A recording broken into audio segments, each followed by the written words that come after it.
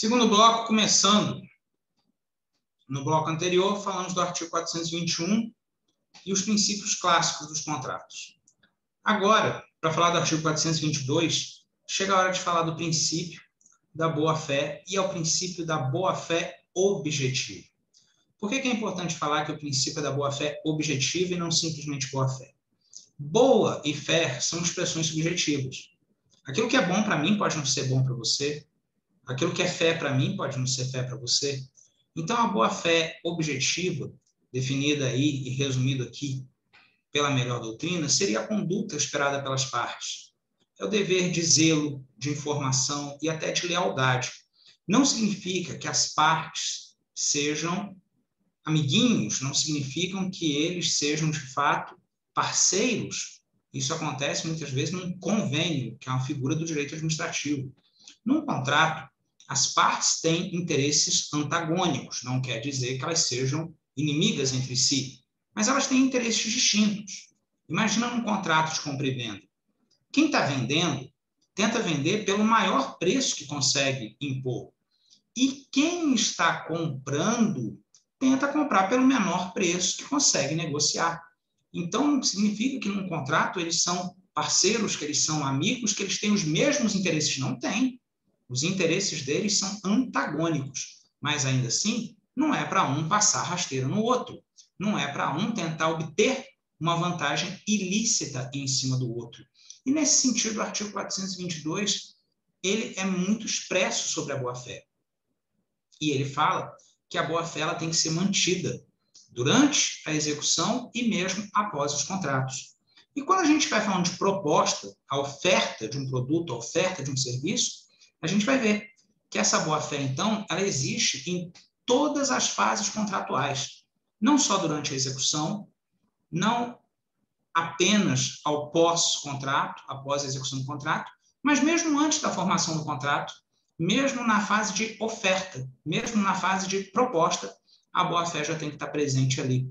Essa lealdade entre as partes, essa informação entre as partes, ela tem que estar ali, presente o tempo todo nas relações contratuais. Então, vamos ver aqui o que o artigo 422 fala para a gente sobre a boa-fé objetiva nos contratos.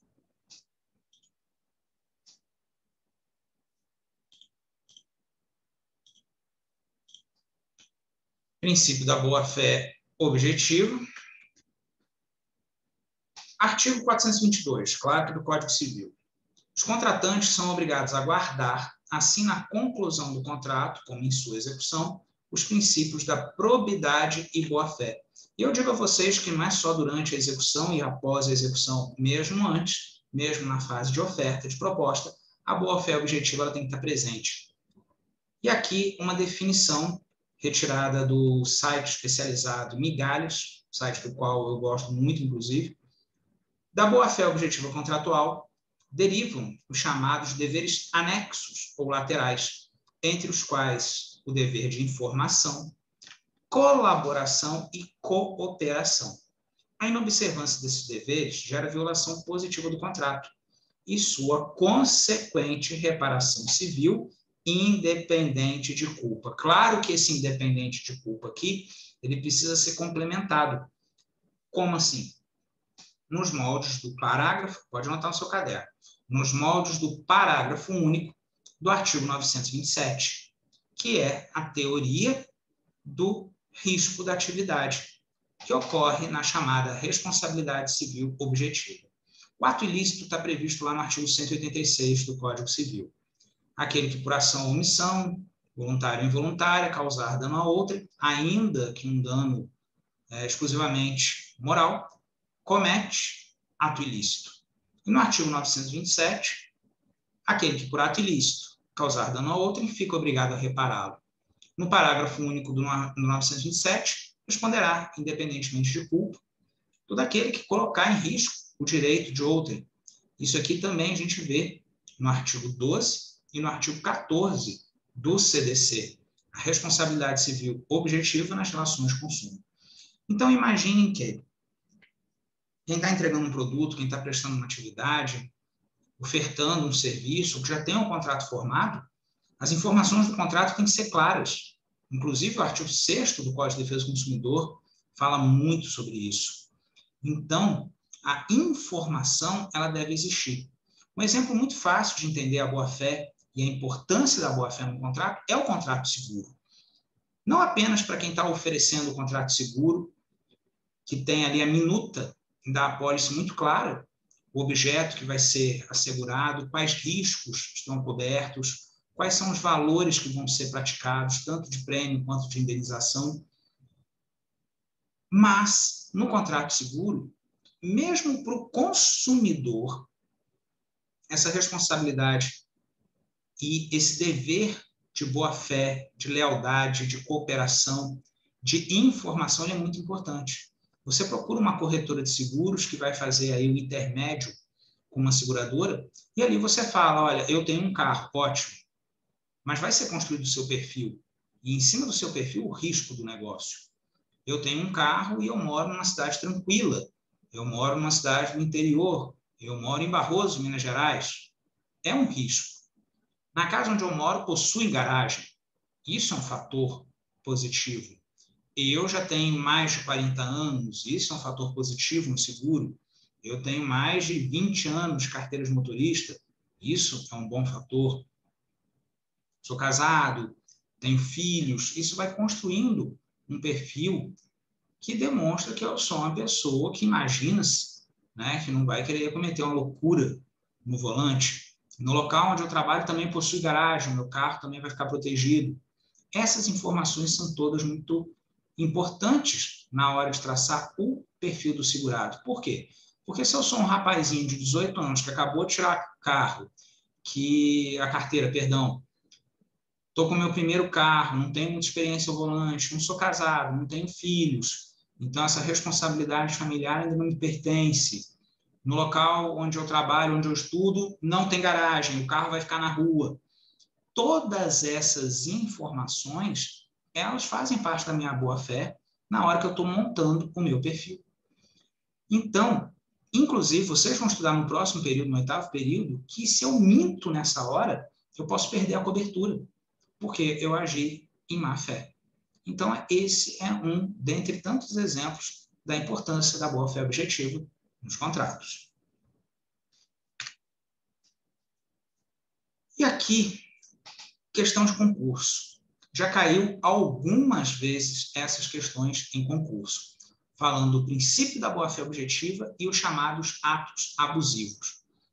De vez em quando a gente utiliza expressões de outra língua, às vezes no latim, hoje a gente vai utilizar latim, vai utilizar o alemão, que são importantes para a compreensão de certos institutos contratuais, como, por exemplo, a questão do venire, nemo propter venire contra factum próprio, ou simplesmente venire contra factum próprio. Eu não posso ter ações contraditórias àquilo que eu declaro num contrato. A ninguém é dado o direito de ser contraditório ao que você expôs num contrato. Isso vale para a oferta, isso vale para a execução do contrato, isso vale para o momento até pós-contratual.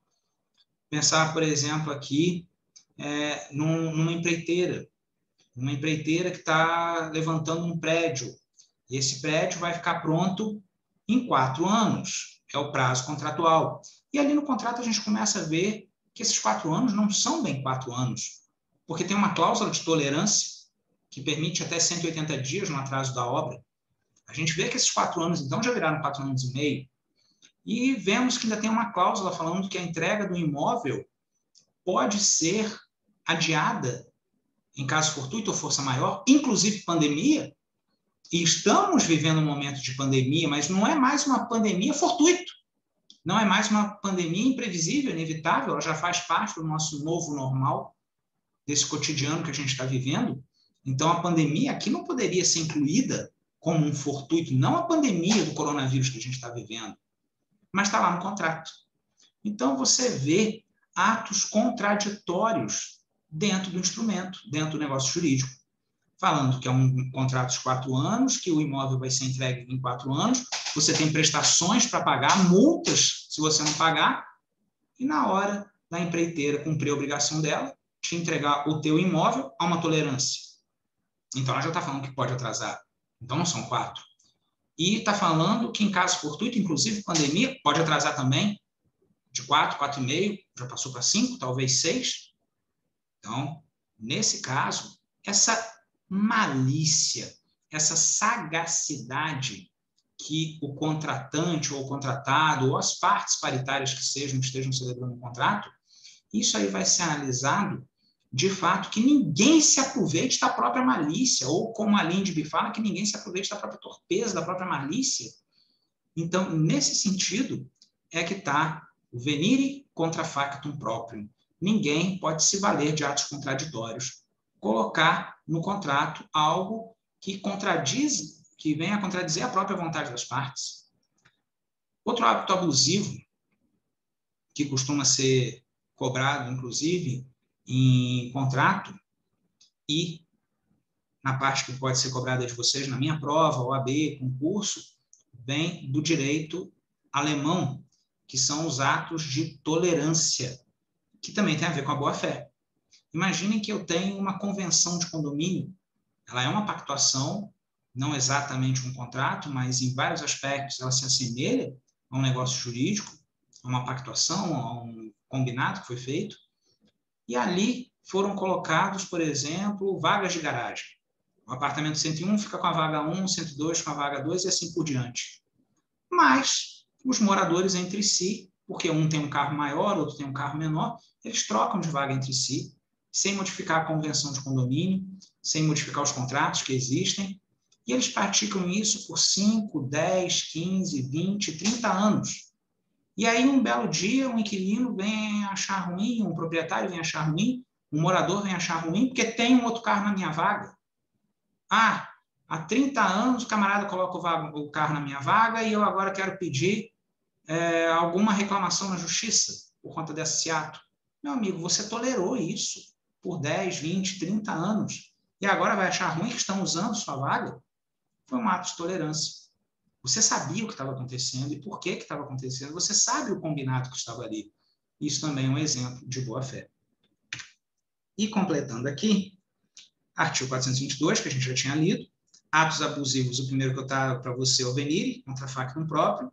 Ninguém pode se valer de atos contraditórios contra a sua própria vontade.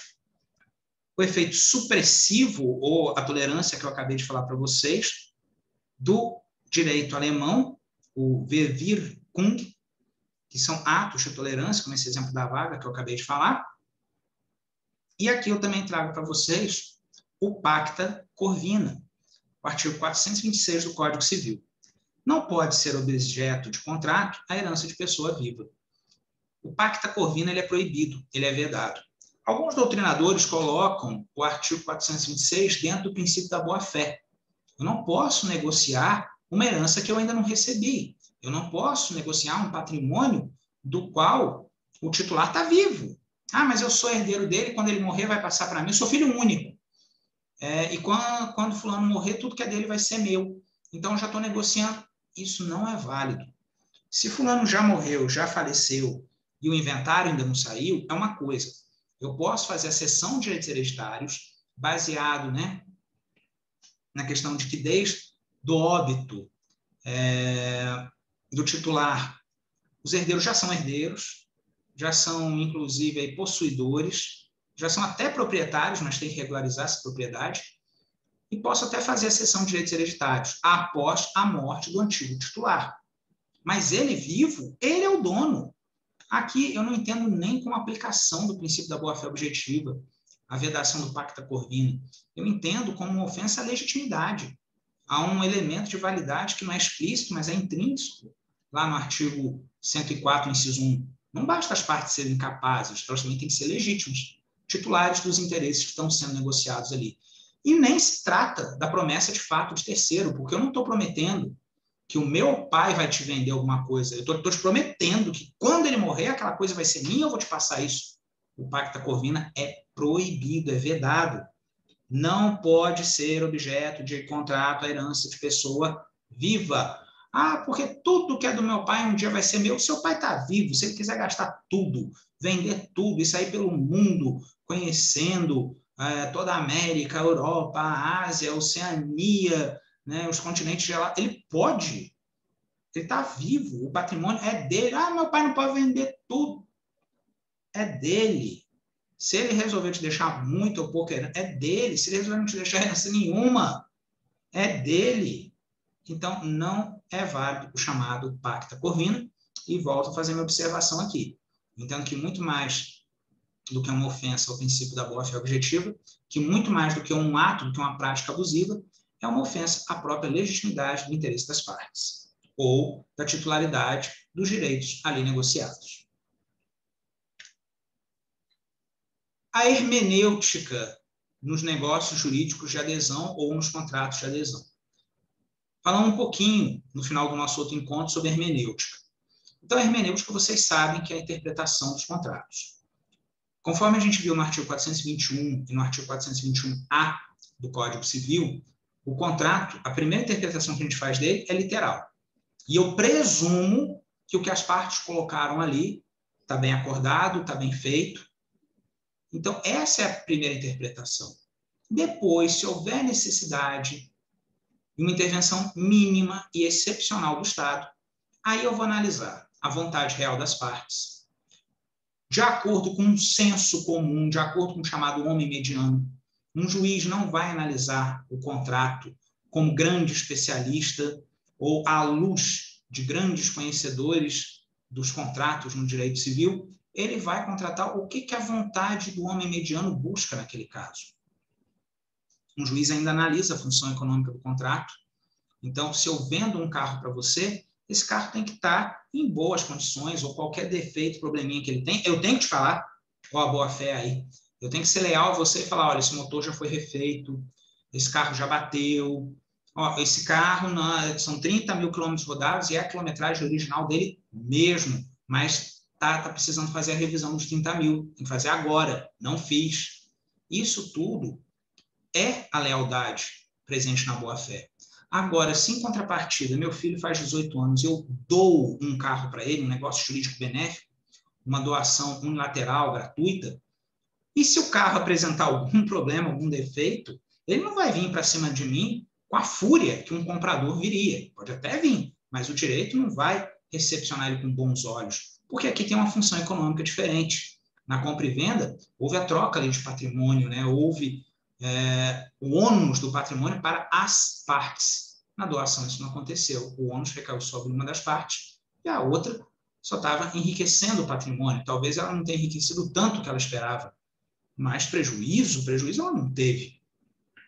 Então, essa interpretação é diferente. E nos contratos de adesão, sobretudo, eu tenho que observar que as cláusulas de restrição ou limitação de direito, elas têm que ser colocadas em destaque. Mais uma vez aqui eu falo do Código de Defesa do Consumidor, do artigo 50, inciso 4, é importante vocês conhecerem, e o dirigismo, a proteção que certas relações possuem. E nesse sentido aqui, eu tenho o artigo 423, quando houver no contrato de adesão cláusulas ambíguas ou contraditórias, dever-se-á adotar a interpretação mais favorável ao aderente. Então, num contrato de adesão é aquele que não é paritário. As partes não discutiram, não negociaram cláusula por cláusula. É um contrato em que alguém já trouxe uma minuta pronta, um contrato pronto, e quem quiser que faça a adesão. Quem quiser que concorde com aquilo ali e se torne contratante. E se aquele contrato foi mal feito, mal redigido, se ele deixou alguma brecha, alguma lacuna, se tem contradição ali dentro, a interpretação não vai favorecer quem redigiu mal ou de forma incompleta, insuficiente o contrato. Ele vai favorecer a chamada parte aderente. Esse é o 423. No artigo 424, nos contratos de adesão são nulas as cláusulas que estipulem a renúncia antecipada do aderente a direito resultante da natureza do negócio. Por exemplo, se você faz um contrato virtual, que é um contrato atípico, mas é um contrato lícito, e nesse contrato fala, você está comprando um produto que é produzido na Zona Franca de Manaus, e fala que qualquer problema em relação àquele contrato, em relação àquele produto, que você deverá discutir no foro da comarca de Manaus, lá no Amazonas. E, sinceramente, nada contra o Norte, nada contra o Amazonas, nada contra Manaus, mas o Código de Defesa do Consumidor não me exige isso, que se o produto apresentar algum risco, algum defeito, se eu tiver que discutir aquele contrato na justiça, que eu tenha que ir até o norte do país. Eu, consumidor, posso me favorecer do Código de Defesa do Consumidor e a ação e a discussão vai correr aqui no Sudeste, aqui em Minas Gerais, que seja, Barbacena, eu não preciso levar a cláusula para lá. Então, essa cláusula ali, que sobretudo prejudica o consumidor, eu ignoro ela. Se um contrato de adesão à venda de um carro, novamente falando, prevê que o consumidor renuncia o prazo de 90 dias de eventual vício oculto, de eventual vício redivitório, essa cláusula é nula. É como se ela sequer tivesse ali no contrato, ignora ela, retira ela do mundo jurídico, porque aquilo ali não tem valor nenhum.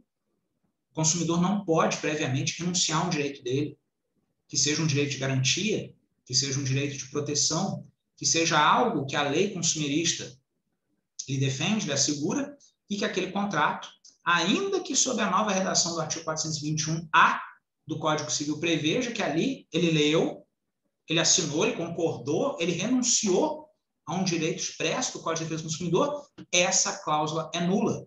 Reparem que mesmo com a redação atualizada do artigo 421 e com a inclusão do artigo 421-A, o artigo 424 não foi revogado. O Código de Defesa do Consumidor não teve seus artigos revogados. Então, o direito civil e o direito consumidor, eles têm que trabalhar em harmonia. Então, os contratos de adesão têm que ser bem feitos. Se tiverem lacunas ou forem contraditórios, isso beneficia o aderente, isso beneficia o consumidor. E toda cláusula que importar em renúncia de direito do consumidor, essa cláusula ela é nula, porque ela ofende o princípio da legalidade. Ok?